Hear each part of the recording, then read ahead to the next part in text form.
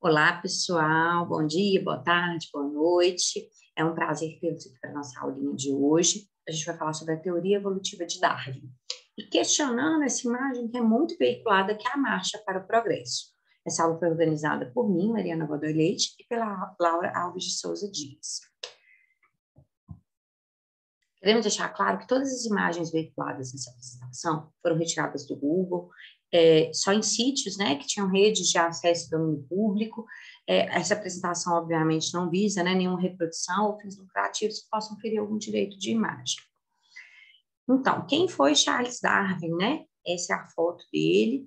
Esses são alguns dos desenhos que ele trouxe. Acho que aqui todos já ouviram falar dele por causa de uma certa expedição que ele foi fazer no arquipélago de Galápagos, né? Criando a teoria da origem das espécies. Então, essa frase ele é muito bonita, olha. A grandeza nessa concepção da vida, com suas diferentes forças, tendo sido originalmente criada sob diferentes formas ou sob uma só. E que, enquanto este planeta foi girando em concordância com a constante lei da gravitação, uma infinidade de formas belas e admiráveis se desenvolveram e estão se desenvolvendo a partir de um começo tão simples, tá? Então, Charles Darwin, né, ele é chamado hoje de pai da evolução. Ele escreveu um livro que é The Origin of Species, que é a origem das espécies, e essa teoria tem respaldo científico, inclusive até hoje, claro, após ter sofrido algumas adaptações. Então, ele causou uma revolução nessas teorias evolutivas, porque inicialmente tinha a era pré-darwinismo, que a gente chama, essa imagem de cima, que representa o lamarckismo, que é o quê? A girafa, por exemplo, precisava de ter pescoço longo por causa do alimento estar mais alto. Então, ela ia se desenvolvendo e fazendo sua adaptação ao meio. Ou seja, quanto mais ela usava o pescoço, mais desenvolvido ele era, e aí ela ficou pescoçuda. O que Lamarck pensava ser a lei do uso e do desuso, veio Darwin para contrapor. Não, os pescoçudos sobreviviam. Os que tinham pescoço curto morriam e por isso não tinham prole, né? Então a gente vê Lamarck com a teoria dos caracteres adquiridos e Darwin dizendo sobre a seleção natural. Para falar de um contexto histórico bacana, né? Eu vou passar um vídeo aqui para vocês que vai ilustrar muito bem como que isso aqui vai acontecer. Tá legal?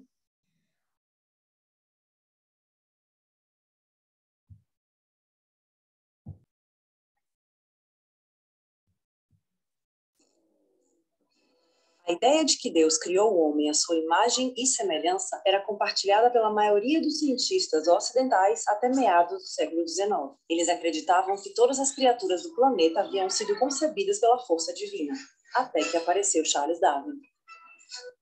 Alguns pesquisadores já falavam de uma evolução das espécies, mas o naturalista britânico foi o primeiro a comprovar e explicar o mecanismo que a torna possível: a seleção natural.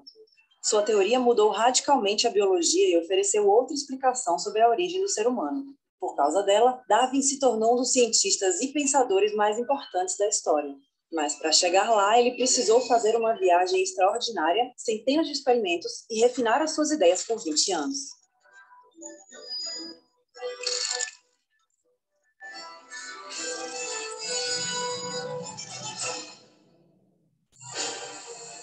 Em 1831, Darwin tinha 22 anos e estudava na Universidade de Cambridge, quando foi convidado como naturalista a uma grande expedição.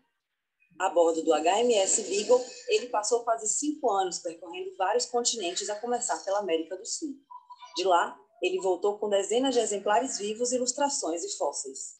Os fósseis deram a ele uma das primeiras pistas sobre a evolução. Por exemplo, ao ver os restos de um milodonte, um animal gigante parecido com a preguiça, ele deduziu que a semelhança não podia ser coincidência. Deveria haver um parentesco com a espécie atual. Quando passou pelas Ilhas Galápagos, Darwin observou espécies como as tartarugas gigantes que viviam em ilhas próximas, mas tinham características físicas únicas em cada ilha. Nas zonas úmidas, onde a vegetação era abundante, as tartarugas tinham um pescoço curto e uma carapaça em forma de cúpula. Já nas ilhas com ambiente árido, elas tinham uma carapaça irregular, como uma sela, e o pescoço mais longo. Mas como explicar essa diferença?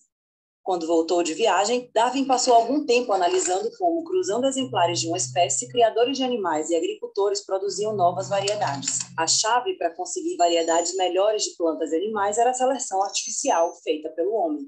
Darwin percebeu que o mundo natural provavelmente fazia o mesmo tipo de seleção, mas não sabia como, até que leu o trabalho de Thomas Robert Malthus, um economista britânico do século XVIII.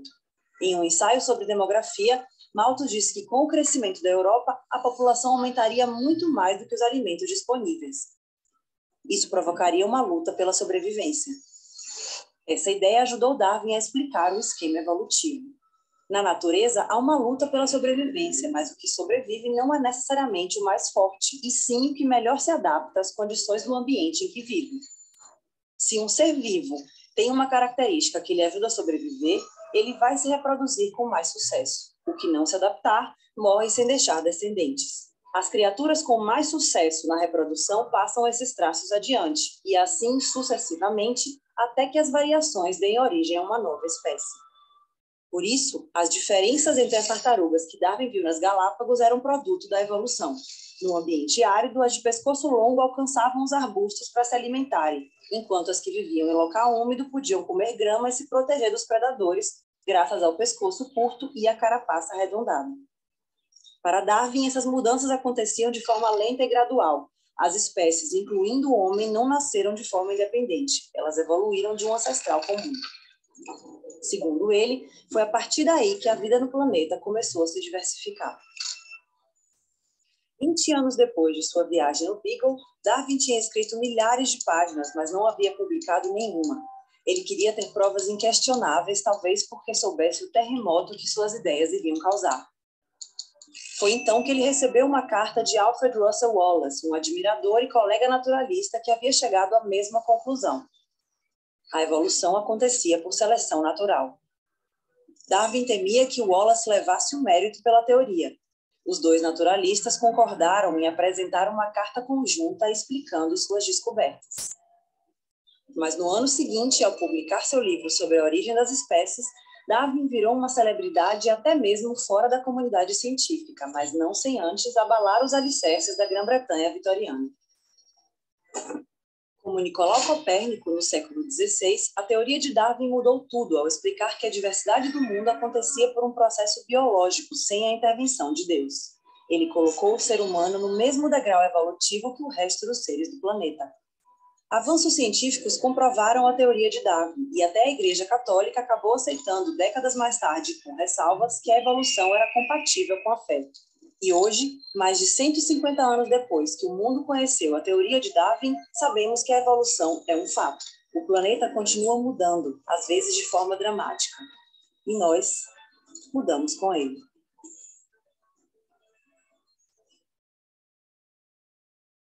Oi, pessoal, espero que vocês tenham gostado desse vídeo. Uma curiosidade, na passagem de Darwin pelo Brasil, ele levou, além de amostras de plantas, uma experiência no Carnaval de Salvador. Ele escreveu no seu diário que foi alvejado pelos foliões que jogavam balões de cera cheios d'água nele e nos seus colegas do navio HMS Beagle. Ele escreveu, inclusive, que foi difícil manter a dignidade com as roupas molhadas na rua, quem nunca, não é mesmo? Se inscrevam no nosso canal para ver esse e outros vídeos.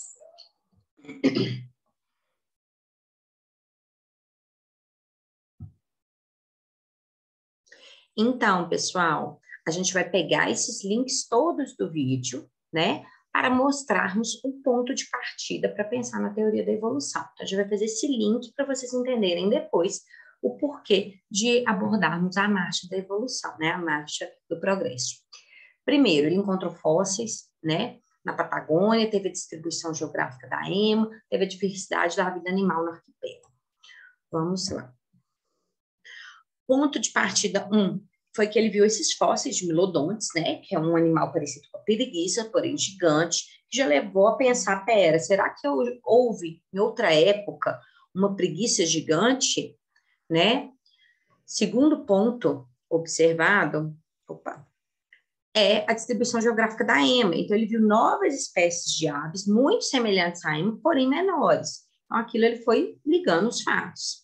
além da diversidade da vida animal no arquipélago Galápagos, né? Tinham as tartarugas gigantes que viviam em ilhas próximas com essas características diferentes do pescoço, tinham as aves que tinham pontas de bicos diferentes, e aí ele foi notando que onde o alimento era mais fácil, tinha um bico às vezes mais curto e côncavo, em outros lugares que o alimento era mais distante, o bico era mais afinado e comprido. Todas essas mudanças de espécies em ilhas tão próximas, porém com características ambientais distintas, foram chamando a atenção de Darwin, né? Então, em relação à tartaruga, que foi mostrado no vídeo, a gente via que em áreas úmidas tinha fartura de alimento, o pescoço era curto e o casco era em forma de cúpula. Em áreas secas, tinha pobreza de alimentos, o pescoço era longo e o casco era irregular, por uma seleção que ele começou a pensar. Então, ou seja, né, pressões externas diferentes geram seleções adaptativas diferentes. Somado a essa observação, a teoria de Thomas Malthus, né? Quem foi Malthus? Vocês lembram lá do vídeo? Foi um economista do século XVIII que deu base para Darwin fazer sua teoria, porque ele já tinha a teoria malthusiana que falava que a população ia crescer em progressão geométrica, enquanto os alimentos em progressão aritmética. Veja bem, se os meus recursos crescem de forma limitada, que é a progressão aritmética 2, 4, 6, 8, 10, enquanto a população em geométrica 2, 4, 8, 16, 32, eu vou chegar a um período de tempo que eu vou ter o quê? Chamada catástrofe malthusiana. Isso gera a luta pela sobrevivência. Isso daqui vira um caos após, porque se eu tenho mais gente do que comida, eu mudei a minha pressão adaptativa, né? Então, após a viagem e com a teoria malthusiana para embasar, Darwin gerou a teoria da seleção natural, né? E o que é, então, essa teoria? É o processo em que os organismos mais aptos para aquele ambiente são selecionados, vão sobreviver e reproduzir e passar suas características aos seus descendentes. Pensa que ele ainda não sabia nada de genética, tá? Aqui a gente está falando de características do que ele via que eram fenotípicas. Então, ele declarou e publicou a Origem das Espécies. Essa capa é uma versão comemorativa, tá? De 150 anos, mas, na verdade, a última versão dela é de 1872, foram duas versões apenas, 1859 e essa última, tá? Nesse livro, ele constam de duas teses. Uma, de que todos os organismos descenderam a partir de um ancestral comum, né? E outra, de que o principal agente de modificação para a seleção natural é a variação individual, né? Então, a gente está falando aqui de uma pressão externa, que, a partir de um ancestral comum, foram modificando e selecionando esses organismos, né? Esses indivíduos. Então, a teoria da evolução me mostra que eu tenho um ambiente, esse ambiente vai fazer uma seleção natural, essa seleção vai fazer o quê? Determinar a importância das características dos organismos, dos indivíduos naquela população e suas variações. Desculpa, gente, o gato participa das aulas também, tá? Então, organismos mais bem adaptados a esse ambiente têm maiores chances de sobrevivência e, portanto, vão gerar o quê? Maior número de descendentes. Já os organismos, então, mais bem adaptados, que são esses selecionados, reproduzem e ficam vivos. Os organismos pouco, vamos dizer, adaptados àquele ambiente, são eliminados. Então, ao longo de gerações, a atuação dessa seleção natural vai mantendo e melhorando esse grau de adaptação. E vão fixando as características daquele determinado ambiente, né? Então, olha aqui, a gente vai ter alguns modelos de seleção natural, tá? Então, lembrando que tudo que for vermelhinho é uma população primitiva, né? Deixa eu tirar aqui, que é a população original. E o azulzinho é a população evoluída, ou seja, a população após uma dada pressão evolutiva. E aí a gente vai ter 3 modelos de seleção. O primeiro, que é a letra número 1, é a seleção direcional. Reparem que a setinha amarela nos direciona. Isso é a seleção natural, que é a escolha, vamos dizer assim, não é nem a escolha. A adaptação àquele meio, né, é o fenótipo extremo, um dos fenótipos extremos. E aí ele vai passar com o tempo até sua frequência aumentada na população. Esse tipo de mecanismo é muito usado em seleção artificial, quando eu quero aquela extrema característica, tá? Quando a gente já fala no número 2, reparem que a pressão ela vem bilateral e ela pega o centro. Então, aqui a gente chama de seleção estabilizadora. Por quê? Porque o fenótipo escolhido, selecionado, na verdade, escolhido não é um bom termo, o fenótipo selecionado é o intermediário. Os indivíduos muito foros, os indivíduos com fenótipos extremos, são eliminados, tá? Esse é o tipo de seleção mais comum, que a gente pega ali o meio. Reparem que as curvas de população original servem, inclusive, uma distribuição gaussiana, que é aquela curva de Gauss da estatística, tá? Já a última, que é o número 3, é a seleção disruptiva ou diversificadora. Por quê? Porque ela está selecionando, olha ali a pressão, ela achata o meio e ela pega os dois extremos, né? Então, os extremos fenotipos são selecionados, enquanto os intermediários são eliminados. Então, vamos resumir essa teoria de Darwin para a gente poder chegar na marcha, né? Na imagem da marcha, da progressão, da evolução, existem vários termos, né, para explicar aquela fotinha. Então, a gente sabe que todos os organismos têm potencialidade para aumentar o número em progressão geométrica. Em cada geração, entretanto, os números de indivíduos de uma mesma espécie permanecem constantes. Então, a gente conclui que deve haver uma competição, sim, pela sobrevivência em qualquer ambiente, e essas variações que podem ser dadas são encontradas entre indivíduos de todas as espécies, tá? Só que algumas variações geradas ao longo do tempo, elas vão ser favoráveis àquele organismo em um determinado ambiente. Isso vai auxiliar a sua sobrevivência e na sua reprodução. Então, não estou falando de característica adquirida, estou falando de uma característica intrínseca que vai me ajudar a manter no ambiente e, portanto, reproduzir e manter a espécie, né? Gerando uma especiação diferente no futuro. Então, as variações favoráveis são transmitidas para os descendentes, acumulando-se com o tempo, que vão dar origem às grandes diferenças, né? Eventualmente, novas espécies são produzidas, inclusive, a partir de espécies antigas, o que gera a pergunta dessa foto. Espécie nova, homem, espécie antiga, a gente tem ali o chimpanzé. Será que isso é a marcha para o progresso? Será que essa é uma imagem que representa bem a teoria de Darwin? Ou seria a imagem de um equívoco? Por que eu estou perguntando isso? Se eu jogo aqui no Google, Teoria da Evolução das Espécies de Charles Darwin, o que eu vejo é que de 9 resultados, primeiros resultados, tá? Eu não mostrei a página inteira, que eu não caberia aqui. 6 me mostram essa imagem como sendo representativa da teoria de Darwin. Mas por quê? E eu vou mostrar para vocês o porquê mais ainda, por que ela está incorreta. Vejam bem, quando a gente fala da origem comum, quando a gente está falando aqui da evolução, vejam que eu tenho os prosímios primitivos, que vão me gerar uma cadeia evolutiva entre os prosímios atuais e os hominídeos.